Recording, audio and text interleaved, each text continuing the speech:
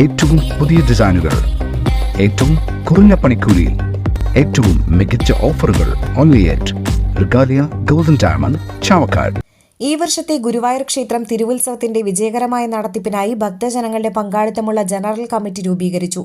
ദേവസ്വം വിളിച്ചു ചേർത്ത നാട്ടുകാരുടെ പൊതുയോഗത്തിലാണ് രൂപീകരണം.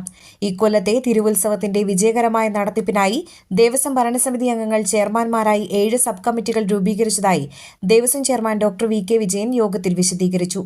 ഓരോ സബ് കമ്മിറ്റിയിലും 10 ദേവസ്വം ഉദ്യോഗസ്ഥരും 5 ഭക്തരും ഉൾപ്പെടെ 15 അംഗങ്ങൾ ഉണ്ടാകും.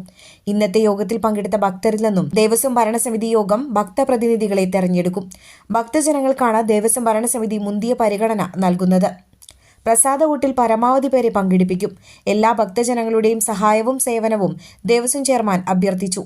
17 ഭക്തർ ചർച്ചയിൽ പങ്കെടുത്ത നിർദ്ദേശങ്ങൾ അവതരിപ്പിച്ചു.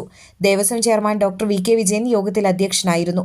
ഭരണസമിതി അംഗങ്ങളായ C Manoj, K R Gopinath, V G Raveendran, administrator K P Vinayan, ദേവസ്വത്തിലെ വിവിധ വകുപ്പുകളുടെ മേധാവികൾ, ജീവനക്കാർ എന്നിവർ ചടങ്ങിൽ സന്നിഹിതരായി. പൊതുയോഗത്തിൽ പങ്കെടുത്ത 369 പേരെയും ഉൾപ്പെടുത്തി ജനറൽ കമ്മിറ്റി രൂപീകരിച്ചു. ഇക്കൊല്ലത്തെ തിരുവുത്സവം ഫെബ്രുവരി 21 കൊടിയേറി മാർച്ച് 1 ആറാട്ടോടെ സമാപിക്കും. അന്താരാഷ്ട്ര നിലവാരമാർന്ന 100% സംശുദ്ധമായ silver jewellery collections, hand crafted classic silver ornaments, platinum പോലെ silver, Alukkaran silver jewellery, Chettuva road, Chavakkad, Chettuva road, Vadanappally.